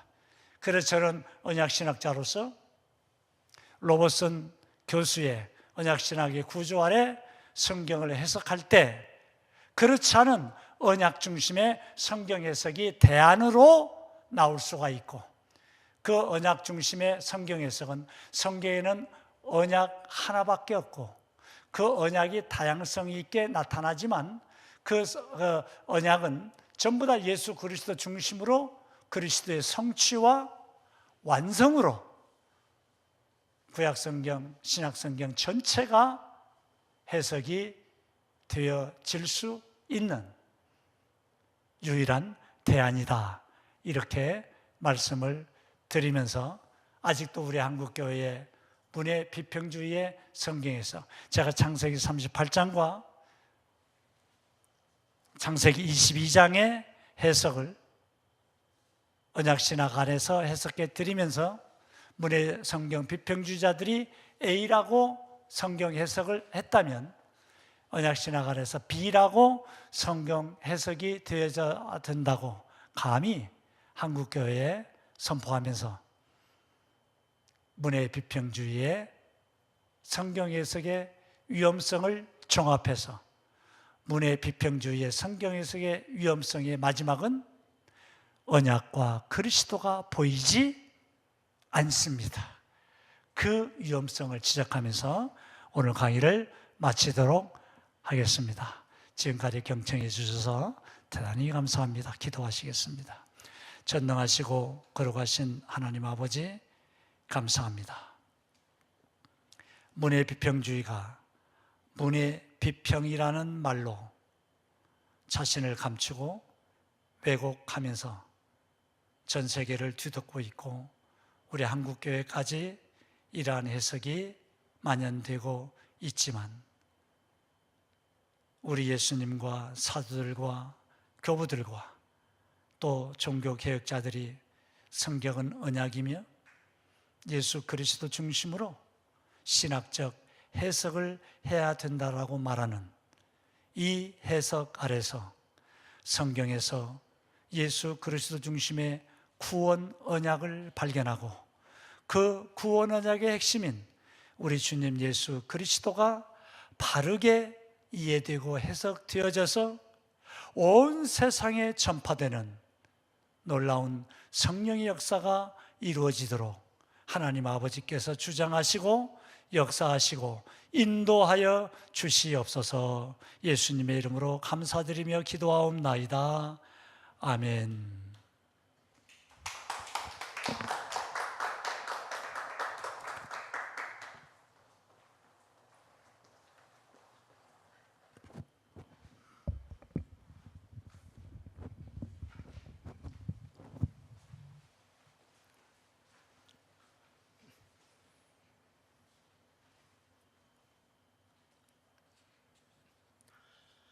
네, 오늘 상당히 긴 시간에 걸쳐서 그 문예 비평주의의 위험성 그리고 성경 본문에 대한 언약신학적 해석 그 차이를 창세기 38장을 본문으로 해서 그 말씀을 해 주셨습니다.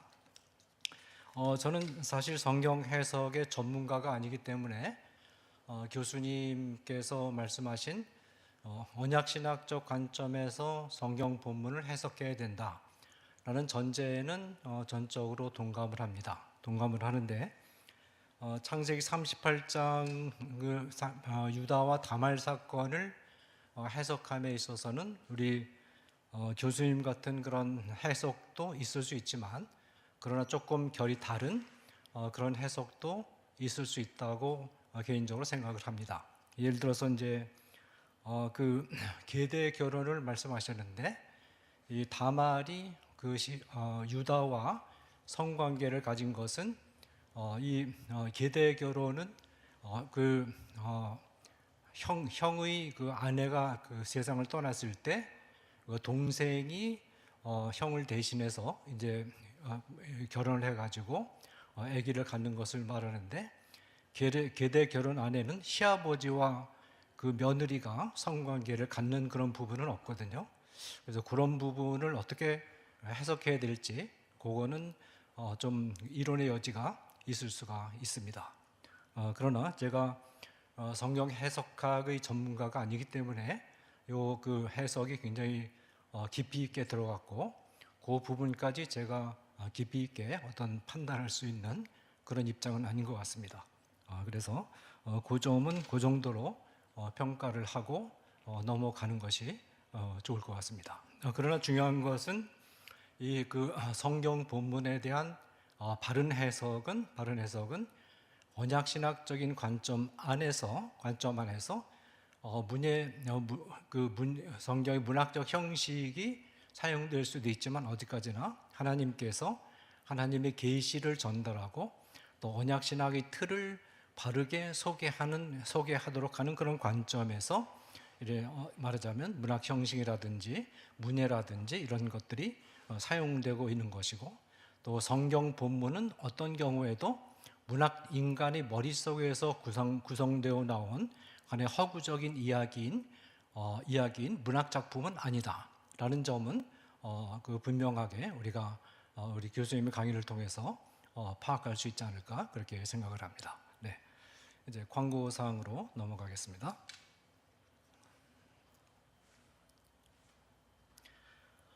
네, 지금 그 대전에서 한 여교사가 여제자와 그 아동 학대를 포함한 그루밍 성범죄를 저지른 데 대해서 이 교육청 당국이 미온적으로 대처한 데 대해서 대전 학부모 연합 단체들을 비롯한 시민 단체들이 25일 기자회견을 갖고 항의를 하는 그런 사건이 있었습니다. 그리고 해당 교사의 파면을 지금 요구를 했는데 현재 해당 교사가 직위가 해제가 된 그런 상태고 곧 징계위원회에 회부될 예정으로 있습니다. 특별히 이 여교사가 본인이 레즈비안이라고 자기의 정체를 밝혔고 또 그 레즈비안적인 그런 그 성향을 이렇게 상담하기를 원했던 여제자를 잘 이끌어주지 않고 이렇게 좀 잘못된 성적인 그런 관계를 가지게 돼서 이 부분에 대해서 그 학부모들이 항의를 하고 기자회견을 하는 그런 일이 있었습니다. 네, 넘겨주십시오. 네, 지금 미국의 그 UMC, 미국의 UMC가 동성결혼 축복 및 동성애자 목사 안수를 하지 동성애자 축복 및 동성애자 목사 안수를 허용하는 방향으로 장정을 지금 개정을 했는데, 이에 대응해서 이 라이베리아의 연합감리교회는 이와 같은 UMC의 결정에 항의를 하면서 이 동성결혼 축복 및 동성애자 목사 안수는 허용할 수 없다라는 입장을 분명히 밝혔습니다. 그래서 이 감리교단 안에서도 이 동성결혼 또 동성애자를 용납해서는 안 된다라는 그런 입장이 공식적으로 이렇게 특히 이제 서구가 아닌 그런 남반부에서 이런 입장들이 명확하게 표명되고 있는 것에 대해서 참 다행으로 생각하고 감사할 수 있습니다. 네, 넘겨주십시오. 네, 지금 광신대학교 총동문회에서 이 제4차 로잔 대회를 앞두고 성경의 가르침과 다른 신학을 우려한다라는 제목으로 성명을 발표를 했습니다. 특별히 그 이전에 있었던 그런 대회들에서 이 로잔 대회가 본래 출범했던 그 정신에서 좀 이탈을 하면서 포용주의적인 그런 방향으로 나아가고 또 종교 통합적인 그런 특징들을 드러내고 또 복음 전도의 우선성을 주장하면서도 사실상 분별하기가 쉽지 않은 그런 민감한 그런 어조로 사회적 책임을 좀 더 강조하고 또 종교 간의 대화를 좀 더 강조하는 그런 입장을 그동안 그런 입장으로 이렇게 경사가 좀 되어 왔다, 그런 우려를 지금 낳고 있고, 성경관에 있어서도 이 성경 66권 전권이 정확무한 하나님의 말씀이다라고 그렇게 명시적으로 표현하기보다는 그 성경 말씀이 하나님의 영감받은 말씀임을 인정한다고 하면서도 그러나 이제 성경 전체가 과연 영감받은 말씀인가를 분명하게 이렇게 이야기하기를 주저하는 그런 표현들이 있어서 오해를 불러일으키는 그런 표현들도 좀 있었고, 특별히 차별금지법에 대해서 이 로잔 대회가 그동안 쭉 침묵을 지켜오는 이런 여러 가지 이제 문제점들에 대해서 이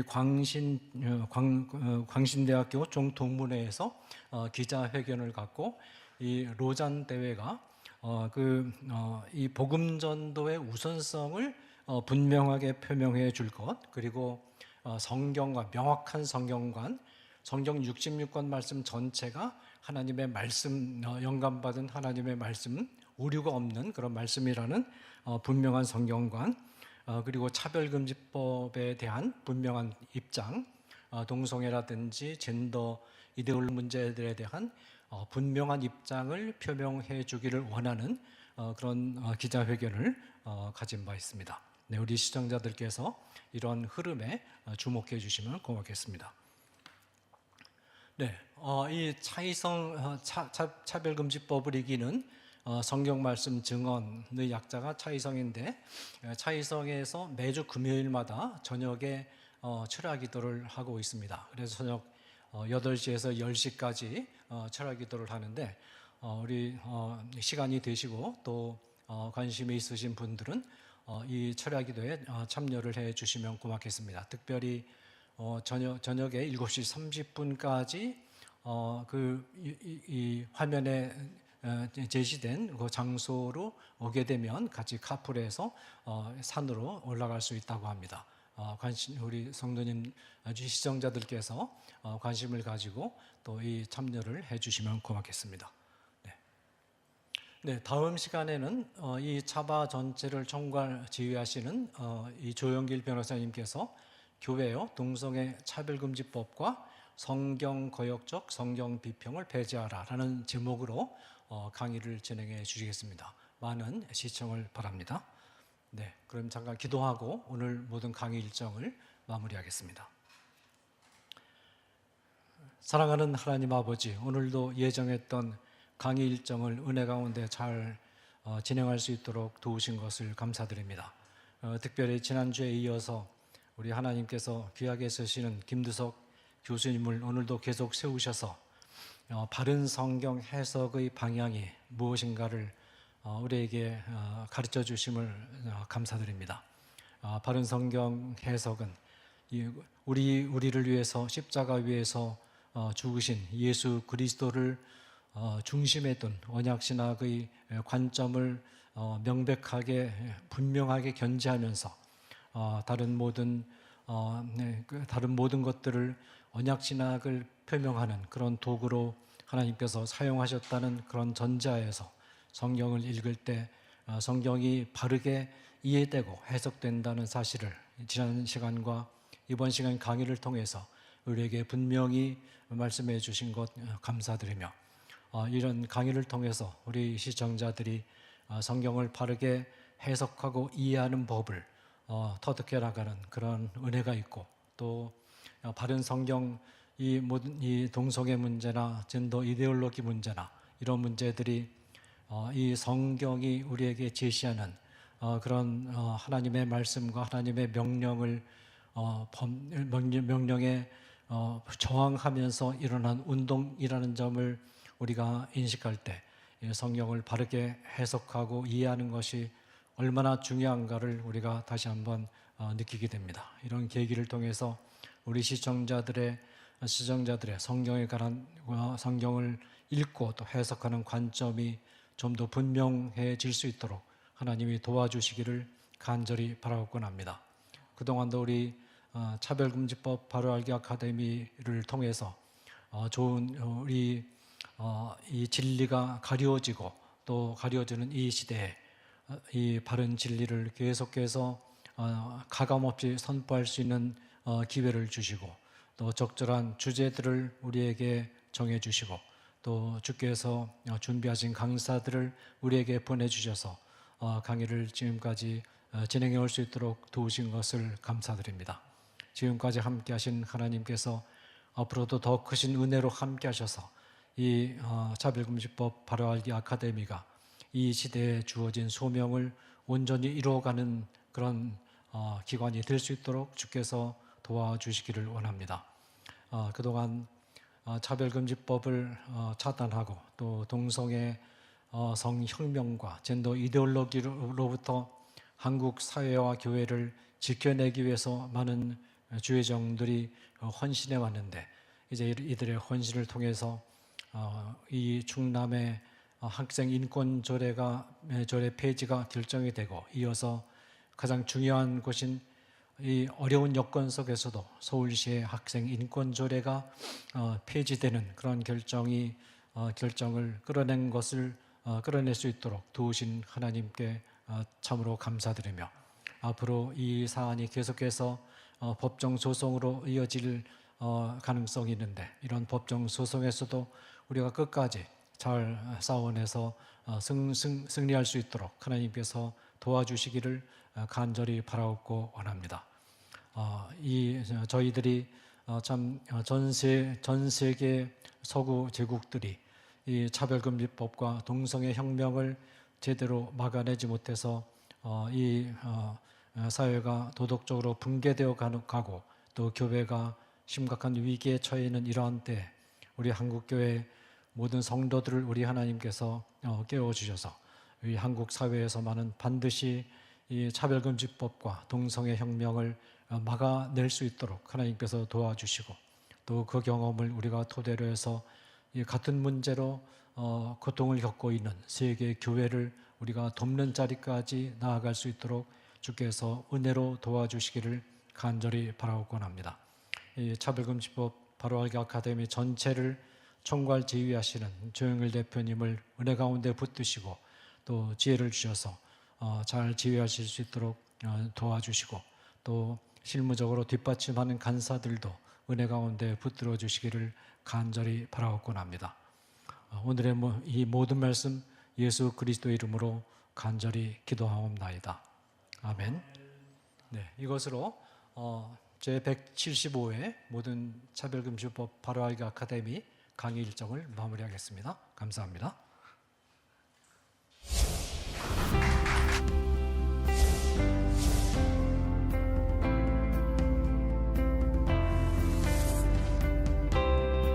채널 공유운동, 유튜브 채널 공유운동에 대해서 말씀을 드리겠습니다. 차바 채널과 여러분들의 교회의 유튜브 채널이 공유된다는 게 무슨 뜻인가 하면, 차바에서 매주 금요일마다 차별금지법에 관련된 좋은 영상을 실시간으로 송출하게 됩니다. 차바와 공유된 여러분들의 교회 유튜브 방송에도 저희들이 영상이 실시간으로 송출되게 됩니다. 처음에 시작할 때 50개, 100개, 200개, 240개까지 증가했습니다.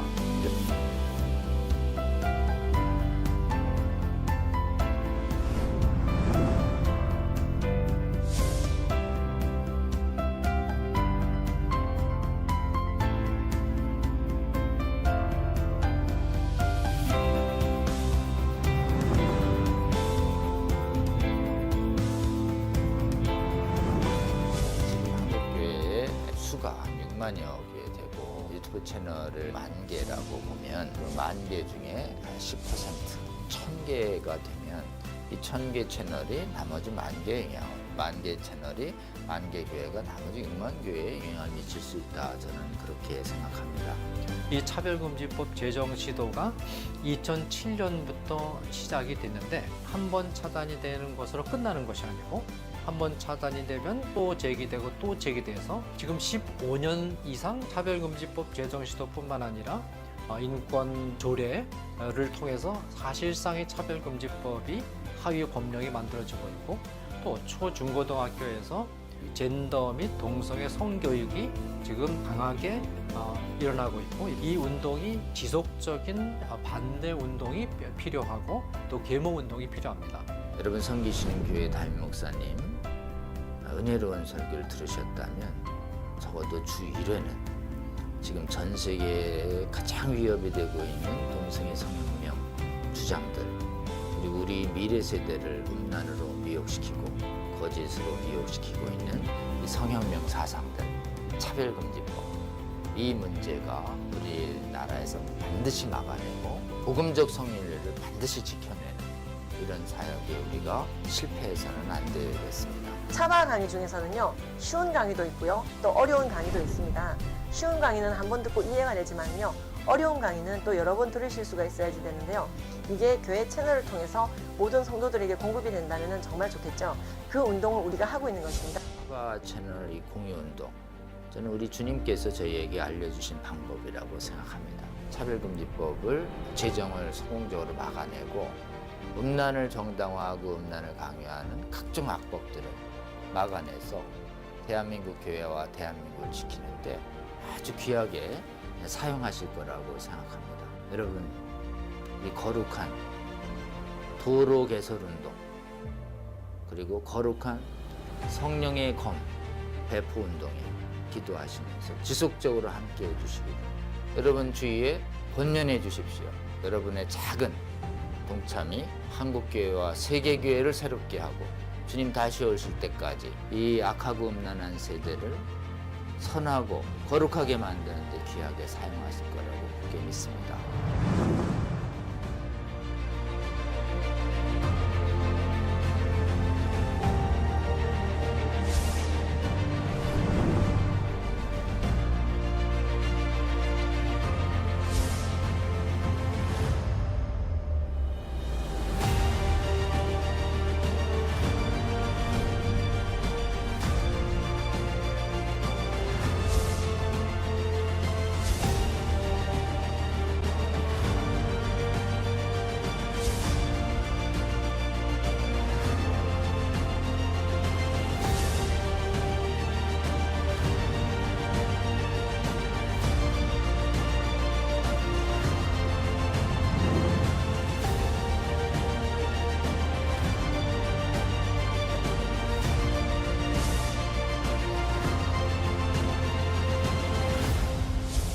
차바 채널 공유 채널 공유 운동에 차바 채널 공유 운동에 꼭 꼭 부탁합니다. 화이팅! 파이팅! 화이팅!